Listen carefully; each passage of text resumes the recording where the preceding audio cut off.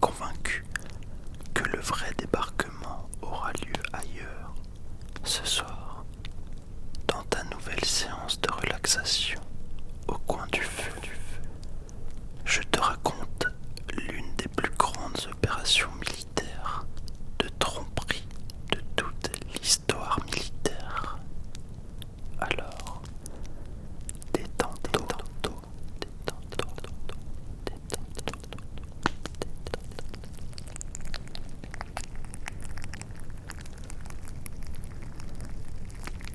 1939 et 1940.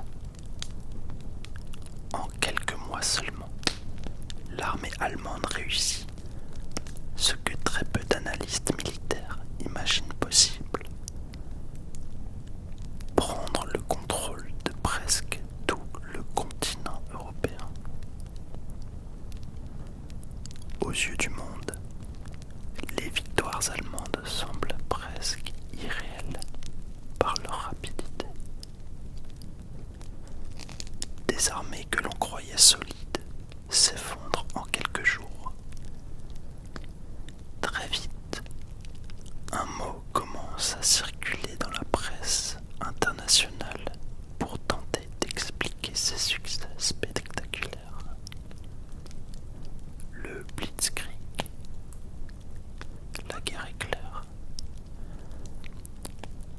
Et pourtant, ce terme n'est presque jamais utilisé officiellement par l'armée allemande elle-même. Il est surtout popularisé par les journalistes étrangers, fascinés par la vitesse des offensives allemandes et cherchant à mettre un nom sur cette nouvelle manière de faire la guerre.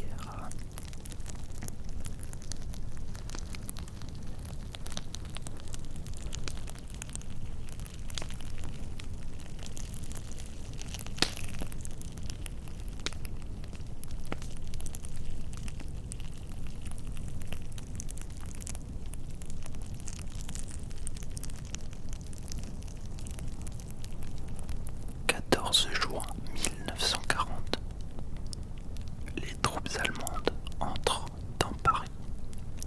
La capitale française est occupée. Quelques jours plus tard, le gouvernement français demande l'armistice. L'Europe bascule alors dans une nouvelle réalité.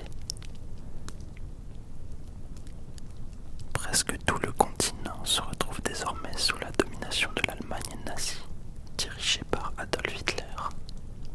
De la Norvège aux Balkans, de la France jusqu'aux frontières de l'Union soviétique. Pour les Alliés, une question devient alors centrale: comment reprendre le continent? Comment briser la forteresse allemande et libérer l'Europe occupée? Pendant plusieurs années, les stratèges alliés réfléchissent, planifient et accumulent les moyens nécessaires pour lancer une offensive décisive. Peu à peu, une idée s'impose: pour vaincre l'Allemagne, il faudra revenir sur le continent européen par la mer. Une opération gigantesque commence alors à prendre forme. Son nom de code: Opération Overlord. À ce moment de la guerre, une question obsède les Alliés: où frapper pour revenir sur le continent européen? La logique militaire semble évidente. Entre l'Angleterre et la France, le point le plus proche est le Pas-de-Calais. La distance entre les deux côtes y est d'à peine une trentaine de kilomètres. Pour les Allemands, comme pour beaucoup d'officiers alliés, ce lieu apparaît comme l'endroit le plus probable pour une invasion. Traverser traverser la Manche y est plus rapide. Les lignes d'approvisionnement seraient plus courtes et les renforts pourraient arriver plus facilement depuis la Grande-Bretagne. C'est précisément pour cette raison que l'état-major allemand décide d'y concentrer une grande partie de ses défenses. Le Pas-de-Calais devient progressivement l'un des secteurs les plus fortifiés de tout le littoral européen. Des bunkers en béton armé sont construits tout au long de la côte. De puissantes batteries d'artillerie sont installées pour surveiller la Manche. Certaines pièces d'artillerie sont même capables de tirer à des dizaines de kilomètres. Le littoral est couvert de mines, de barbelés et d'obstacles anti-débarquement, destinés à arrêter les péniches alliées avant même qu'elles n'atteignent la plage. Pour les Allemands, si l'invasion doit arriver, elle arrivera sûrement ici.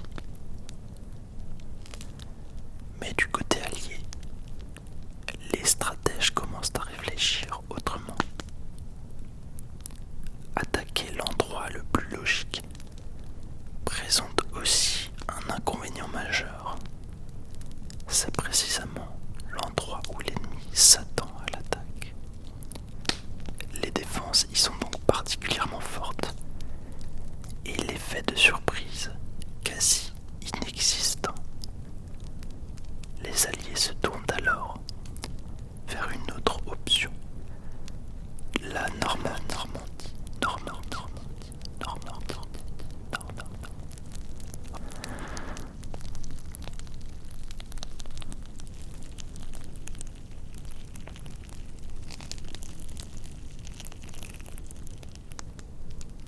Sur le plan géographique, la Normandie présente plusieurs avantages. Les plages y sont longues et relativement ouvertes, ce qui permet d'envisager le débarquement simultané de dizaines de milliers de soldats. Le secteur est également moins fortifié que le Pas-de-Calais, car les Allemands considèrent cette zone comme moins probable pour une invasion. Et la distance depuis l'Angleterre reste suffisamment courte pour permettre le transport de troupes et de matériel. Mais choisir la Normandie ne suffit pas. Si les Allemands découvrent à l'avance le véritable objectif de l'opération, ils peuvent déplacer rapidement leurs divisions blindées et écraser le débarquement dès les premières heures. Alors, pour maximiser leurs chances de succès, les Alliés doivent faire croire à une réalité totalement différente. L'une des opérations de tromperie militaire les plus ambitieuses de toute l'histoire commence. On la nomme Opération Fortitude. Les Alliés cherchent à construire une illusion complète, suffisamment crédible pour tromper les services de renseignement allemands pendant des mois. L'objectif est clair, convaincre le haut commandement allemand que le véritable débarquement aura lieu dans le Pas-de-Calais. Pour rendre cette illusion crédible, les Alliés vont littéralement inventer une armée entière. Cette armée fictive porte un nom, le First United States Army Group, souvent abrégé en FUSAG. Sur le papier, cette force semble gigantesque. Elle est censée rassembler plusieurs divisions américaines stationnées dans le sud-est de l'Angleterre, prêtes à traverser la Manche pour attaquer directement le Pas-de-Calais. Mais cette armée n'existe pas réellement. Sur le terrain, les Alliés mettent en place un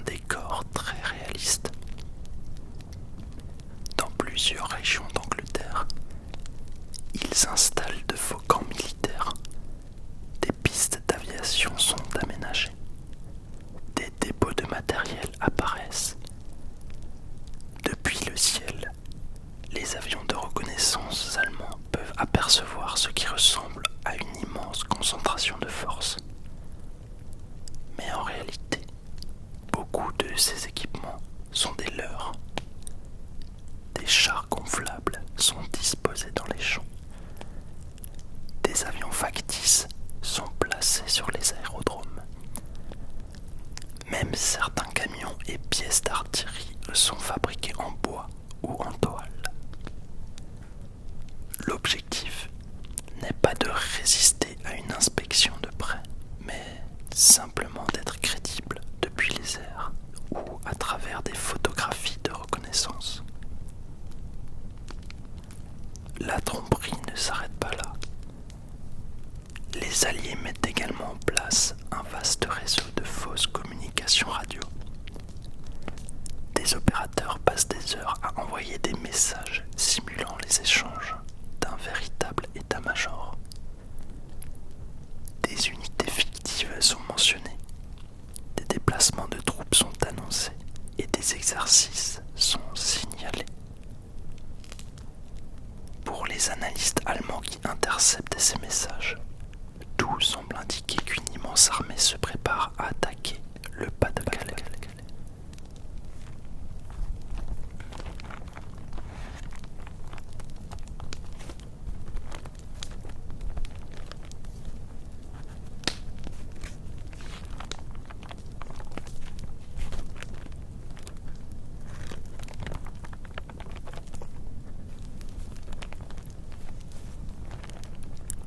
Un autre élément renforce encore la crédibilité de cette mise en scène, le choix du commandant. Les Alliés attribuent la direction de cette armée fictive à l'un des généraux les plus célèbres et les plus redoutés de l'armée américaine, George S. Patton. À cette époque, Patton est considéré par de nombreux Allemands comme l'un des meilleurs commandants alliés. Pour le haut commandement allemand, il paraît donc logique que ce général dirige l'assaut principal contre l'Europe. Mais Patton ne commande en réalité aucune armée d'invasion. Sa présence dans le sud-est de l'Angleterre fait simplement partie du plan de désinformation. Car les Alliés font encore face à un défi de taille. Les espions allemands, envoyés au début de la guerre pour collecter des informations. C'est certain, il en reste encore. Alors progressivement, les services de contre-espionnage britanniques réussissent à capturer une partie d'entre eux. Plutôt que de les emprisonner, les Britanniques prennent la décision de les transformer en agents doubles. Sous surveillance, ces espions continuent d'envoyer des rapports à l'Allemagne. Mais les informations qu'ils transmettent sont soigneusement contrôlées. Et ces rapports confirment tous la même chose. Une immense armée alliée se prépare à attaquer le Pas-de-Calais. Dans cette gigantesque opération de tromperie, le travail des cryptanalystes britanniques se transforme en atout de taille. Depuis plusieurs années, des équipes installées à Bletchley Park parviennent à décrypter une partie des communications secrètes de l'armée allemande, chiffrées grâce à la machine Enigma. Parmi ces chercheurs se trouve le mathématicien Alan Turing, qui participe au développement de machines capables d'accélérer considérablement le décryptage des messages allemands. Grâce à ces interceptions, les Alliés peuvent lire une partie des échanges internes du commandement allemand. Ils peuvent donc vérifier si leur stratégie de désinformation fonctionne réellement. Et les messages interceptés sont très encourageants. Les rapports allemands montrent que les services de renseignement du Reich sont convaincus que l'invasion principale aura lieu dans le Pas-de-Calais. Printemps 1944. Sur les côtes de l'Europe occidentale, l'Allemagne nazie se prépare depuis des mois à l'invasion alliée. Adolf Hitler a confié l'inspection et le renforcement de ses défenses à l'un de ses généraux les plus célèbres, le le maréchal Erwin Rommel, celui même qui s'est fait connaître en Afrique du Nord, où ses manœuvres audacieuses lui ont valu le surnom de renard du désert. Lorsqu'il arrive sur les côtes françaises, il est immédiatement frappé par un problème majeur. Selon lui, si les Alliés parviennent à débarquer massivement, il sera presque impossible de les repousser. Rommel est convaincu que la guerre moderne est dominée par l'aviation alliée. Les avions britanniques et américains contrôlent largement le ciel au-dessus de la France. Si les divisions blindées allemandes doivent se déplacer en plein jour pour contre-attaquer, elles risquent d'être détruites par les bombardements avant même d'atteindre le front. Pour cette raison, Rommel pense que l'invasion doit être arrêtée immédiatement sur les plages. Selon lui, la bataille décisive doit se jouer dans les premières heures du débarquement. Si les Alliés parviennent à établir une tête de pont solide, le rapport de force deviendra rapidement défavorable pour l'Allemagne. Mais cette vision ne fait pas l'unanimité au sein du commandement allemand. D'autres généraux défendent une stratégie très différente. Pour eux, il est trop risqué de disperser les divisions blindées directement sur le littoral. Ils préfèrent conserver ces unités puissantes plus en arrière, à l'intérieur des terres. Leur idée est de laisser les Alliés débarquer puis de lancer une grande contre-attaque blindée une fois que l'endroit exact de l'invasion sera clairement identifié. Mais c'était sans compter sur le rôle de la résistance française. Car dans les semaines qui précèdent le débarquement, les Alliés envoient des instructions très précises aux groupes de résistants. Ces messages sont souvent transmis par radio de Londres, dans les émissions de la BBC, sous forme de phrases codées.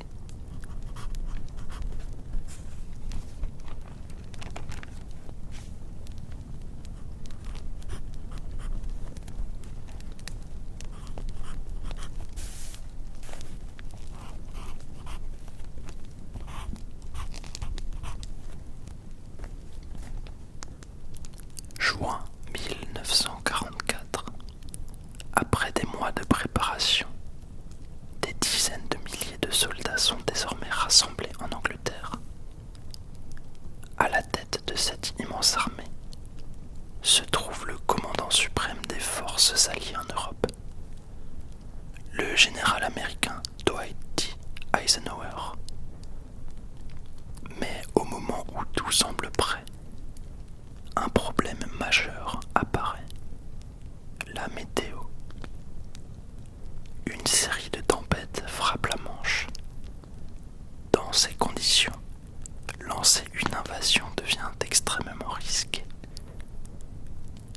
Une équipe de météorologues analyse en permanence les données atmosphériques. En étudiant les perturbations venant de l'Atlantique, ils détectent quelque chose d'inattendu. Une courte accalmie qui pourrait apparaître au tout début du mois de juin. Une fenêtre de quelques heures seulement, durant laquelle le vent diminue et la visibilité s'améliore légèrement. Du côté allemand, cette mauvaise météo renforce un sentiment de sécurité. Alors, la décision d'Eisenhower est transmise au quartier général allié. Le débarquement aura lieu le 6 juin 1944.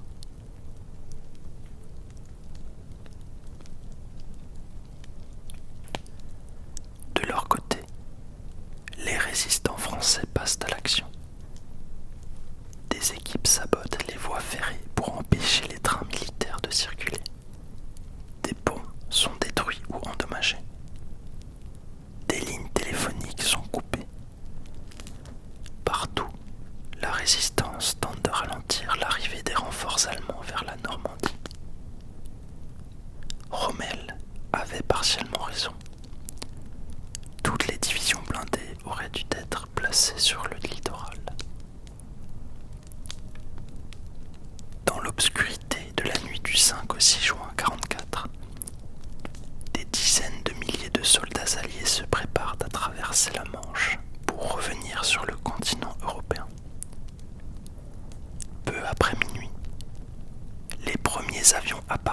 le ciel de la France occupée. À leur bord se trouvent des milliers de parachutistes américains et britanniques, dont la fameuse Easy Company.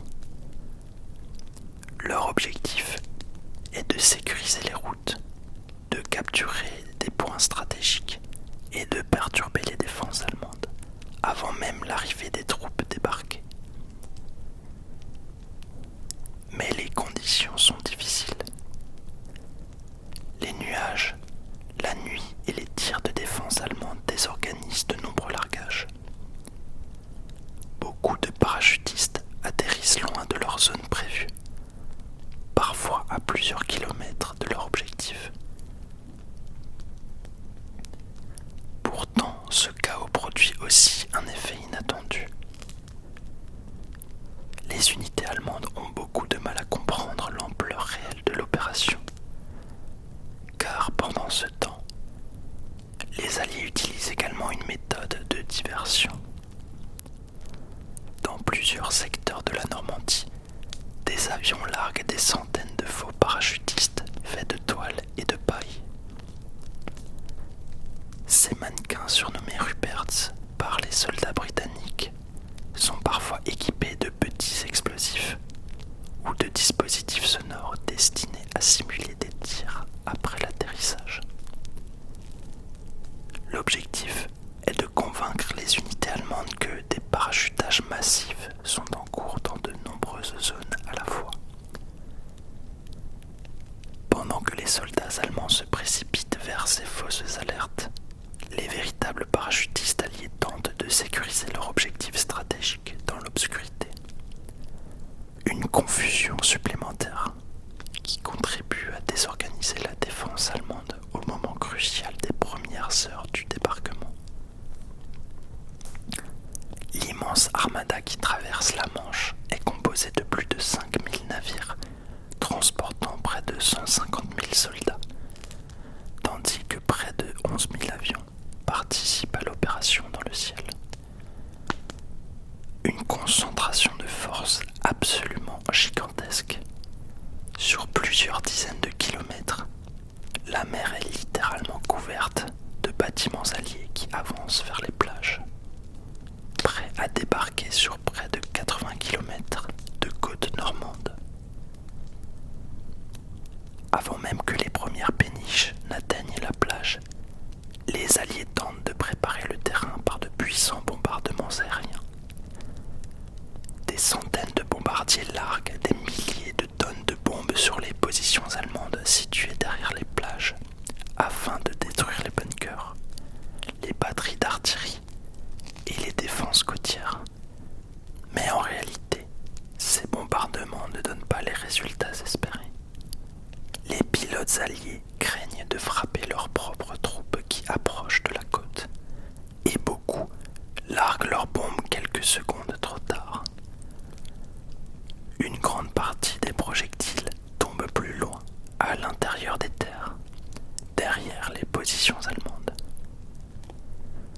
De nombreux bunkers restent donc pratiquement intacts lorsque les premières vagues de soldats arrivent.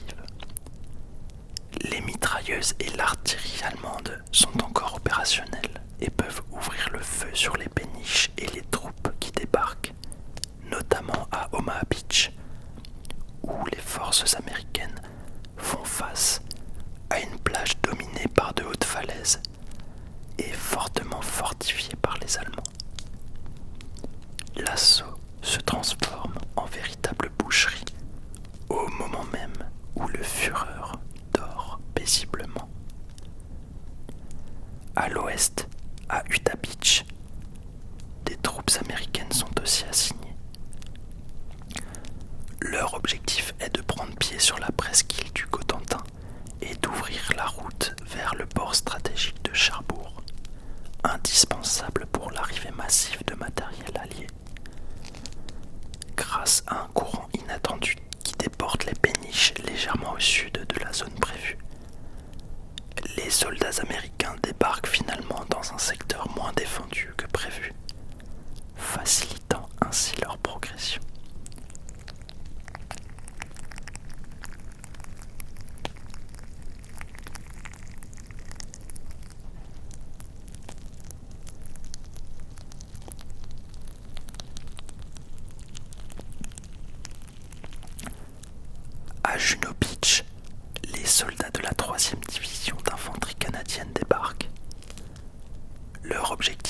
s'emparer des villages côtiers et de progresser vers l'intérieur des terres, tandis qu'à Gold et Sword Beach, les troupes britanniques débarquent sur les plages.